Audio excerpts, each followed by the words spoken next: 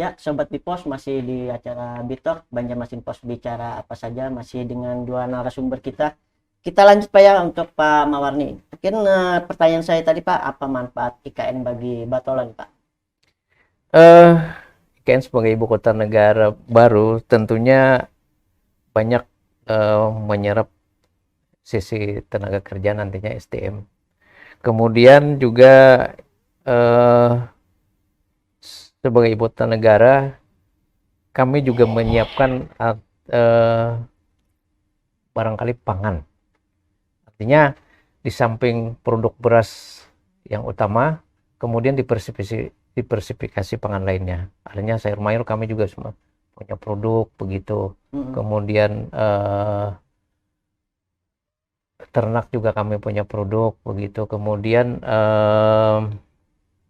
kerajinan lainnya juga kami punya produk. Nah, justru itu dengan adanya ibu kota negara ini, Batolan nanti akan mensupport mendistribusikan produk-produknya, sehingga dengan barang-barang terjual dimaksud akan menambah income untuk pendapatan masyarakat di Kabupaten Baritokuala.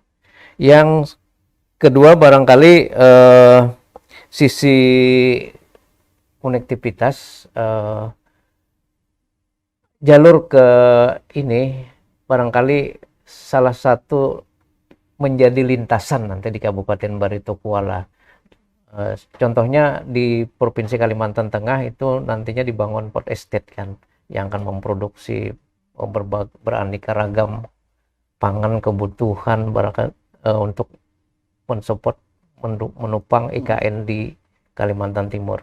Nah, sebagai salah satu lintasannya barangkali salah satunya adalah Kabupaten Baritokuala akan mungkin melahirkan nanti jasa-jasa transportasi, jasa distribusi yang bisa melangsungkan hasil produksi itu dari sumber produksi ke IKN. Jadi nanti akan banyak manfaat nih Pak ya di Akan Batolan nih Pak. sangat banyak manfaat ya begitu. Pak, saya beralih ke Pak Prof nih Pak. Pak, apakah Pemdes mempunyai kewenangan mengembangkan SDM desa nih? Kalau dari sisi undang-undang ya, termasuk peraturan pelaksanaannya itu secara spesifik memang tidak ada ya. Karena Pemdes itu kewenangannya 4. Yang pertama adalah kewenangan hak asal usul, yang kedua adalah kewenangan lokal ya. Jadi kewenangan berskala lokal, kemudian yang ketiga adalah kewenangan penugasan dari pemerintah atasan, yang keempat ini adalah kewenangan lain dari pemerintah atasan. Saya nggak tahu persis bedanya yang ketiga keempat ini itu. Tapi kalau misalnya digabung ya berarti 3 gitu ya. Nah, kalau lihat dari situ memang secara spesifik mengembangkan SDM itu tidak ada. Tetapi namanya pemerintah desa itu kan tadi punya kewenangan ya. Kewenangan itu kan sebetulnya otoritas. Nah, itu kalau pemerintah desanya itu cerdas, nah nanti dibantu oleh alumni UT. Nanti dibawa koordinasi nanti Pak Mawarni ya. Dan nanti akan cerdas pasti mereka ya. Maka itu kewenangan ada namanya diskresi. Lihat diskresi itulah saya berharap nanti bisa dimanfaatkan oleh pemerintah desa itu adalah untuk mengembangkan SDM desa. Bentuknya apa? Bentuknya adalah memberikan pelatihan-pelatihan kepada warga desa yang masih belum tinggi ya kualifikasi pendidikannya. Ya, kemudian yang kedua ya, kemudian yang penting lagi adalah memberikan beasiswa. Ya. Jadi katakan 1 tahun misalnya begitu ya, itu dialokasikan dana untuk 5 atau 10 warga desa yang pinter-pinter diseleksi secara ketat. Ya, gitu kan ya. Diseleksi secara ketat, kemudian muncul anak-anak desa yang cerdas-cerdas ya, kemudian diberikan beasiswa ke UT ya, misalnya gitu kan. Ya. Supaya mereka nanti juga diberi kebebasan kalau mau kuliah full silahkan. Kuliah sambil membantu pemerintah desa. Nah, kan begitu kan bagus kan ya. Ya, kamu kasih beasiswa, tapi kamu sekolah sambil bantu kami. Nah, itu kan cara-cara ya untuk bisa memberdayakan pemerintah desa itu menjadi pinter tadi, cerdas itu kan gitu. Kemudian juga bisa dengan di samping beasiswa ya, itu juga bisa dalam bentuk adalah untuk memberikan pelatihan-pelatihan pendek ya. Misalnya tadi Pak Mawarni itu mengatakan bahwa ada ya peternakan-peternakan misalnya ya. Mungkin juga ada satu bentuk kegiatan dalam bentuk distribusi barang dari desa ke kota misalnya begitu. Nah ini kan perlu tenaga. Nah itu bisa dengan cara pelatihan-pelatihan pendek. Ya kerjasama dengan dinas peternakan. Orang-orang desa, anak-anak muda ini yang belum bekerja ya, diberi pelatihan pendek untuk menjadi peternak atau tenaga kerja di peternakan itu misalnya. Kemudian juga menjadi bagaimana ya itu mendistribusikan hasil peternakan, apakah itu telurnya, apakah dagingnya, apakah mungkin apa namanya ayamnya, bebeknya atau kambingnya atau sapinya itu di kota. Nah, itu nanti dilatih bagaimana dia itu bisa membuat semacam apakah perorangan, apakah itu dalam bentuk perusahaan kecil gitu ya, UMKM, itu yang bisa mengirim barang ke sana. Nah, itu pelatihan-pelatihan pendek seperti itu bisa dilakukan, Mas, oleh pemerintah desa. Jadi pemerintah desa itu jangan hanya bikin jalan, pelatihan-pelatihan ibu PKK, bikin tempe, habis itu nggak ngerti, nggak ada gunanya, itu aja kan. Nah, itu kemudian kita alihkan yang betul-betul ya yang memberikan dampak skilled, terampil kepada anak-anak desa. Ya, baik itu adalah keterampilan tingkat dasar, keterampilan tingkat menengah, atau keterampilan tingkat tinggi. Di samping tadi pengetahuan, yaitu beasiswa kepada ya D2, D3, D3 ya, D4, kemudian sarjana. Saya kira itu, Mas, ya. Mungkin apa aja syarat untuk bisa dapat beasiswa dari yang tadi yang Bapak sebutkan tadi, Pak? Kalau syaratnya yang penting pokoknya kan di UT itu kan gampang. Di UT itu asal dia itu punya ijazah sah ya, ijazahnya bukan palsu ya. Tapi ijazah yang sah baik dari SMA, SMK, aliyah maupun kejar paket C. Itu diterima, tidak ada tesnya. Jadi gampang sekali. Yang penting pokoknya sah aja ijazahnya, tingkat SLTA itu sah aja. Diterima. Nah, kemudian untuk dapat beasiswa kalau itu dari luar UT ya tentunya itu ya sesuai dengan persyaratan yang pemberi beasiswa. Tapi kalau dari UT termasuk dari Ikatan Alumni juga kasih beasiswa ya. Nah, itu juga saya kira juga nggak susah ya syaratnya ya. Nggak susah. Ya, syaratnya nggak susah. Nah, kalau untuk yang beasiswa dari Dikti, itu memang ada syarat-syaratnya. Nah, itu nanti bisa dibuka lah, ya, saya nggak hafal ya. Nanti dibuka aja di website, yaitu beasiswa dari LPDP namanya itu kan ada beasiswa ya. Dan UT juga ada alokasi dari Dikti itu ada sekitar berapa ya? Sekitar 2000-an lah ya. Per tahun itu cukup banyak. Nah, itu diperebutkan oleh mahasiswa seluruh Indonesia. Nah, itu bisa dicek situ. Persyaratannya saya kira nggak begitu susah. Hanya di situ persyaratannya itu yang pertama, kalau yang untuk yang masuk pertama itu memang nilai rapornya itu memang tinggi ya, rata-rata berapa ya? 7,5 kalau nggak salah ya. Nah, diantaranya itu gitu. Itu kalau yang LPDP dari Dikti. Tetapi kalau yang dari alumni, kemudian dari CSR ya, dari perusahaan-perusahaan, banyak juga kita terima beasiswa dari mitra UT itu kan ada bank ya, misalnya Bank Mandiri, Bank BTN, Bank BRI, itu dari mitra kita termasuk Bank BNI. Nah, itu juga memberikan beasiswa, itu nggak begitu susah. Kemudian juga dari perusahaan ada gudang garam, kemudian juga ada lagi gudang garam, termasuk di Kalsel itu juga ada perusahaan, kemarin juga diberitahu saya, tapi lupa namanya ya.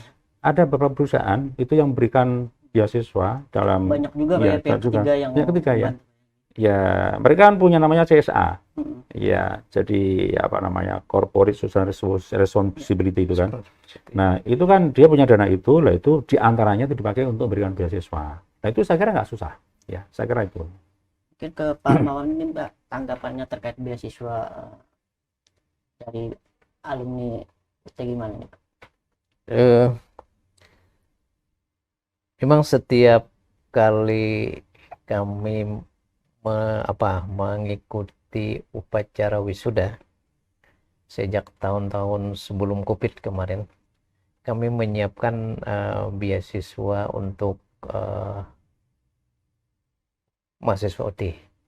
Nah, karena tanggung jawab alumni bagaimanapun pengurus alumni itu mengemban, artinya mengemban misi, boleh tanggung jawab, boleh yang pertama selaku alumni, selaku wadahnya kelompok alumni, pengurus alumni itu bantu universitas atau lembaga, kemudian bantu mahasiswa, kemudian juga bantu sesama alumni. Nah, salah satu wujud bantu mahasiswa tadi kami melakukan, artinya membantu dalam hal beasiswa. Untuk persyaratan sebenarnya kami tidak istilahnya tidak terlalu mengikat. Kami tinggal menyerahkan dananya saja ke unit lembaga UPI BJJ UTI Banjarmasin untuk diseleksi begitu. Jadi kami cuma sampaikan ini bisa sejumlah berapa begitu. Ya, Pak Mawarni, mungkin dilakukan Pemdas untuk meningkatkan SDM di desa juga gimana nih Pak? Jadi ya,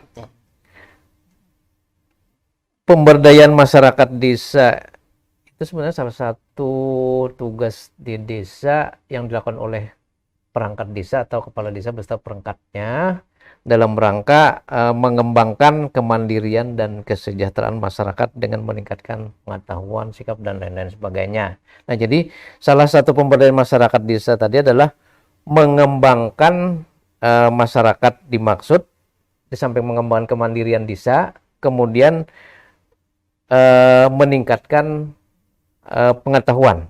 Nah, upaya-upaya untuk meningkatkan pengetahuan masyarakat desa ini tentunya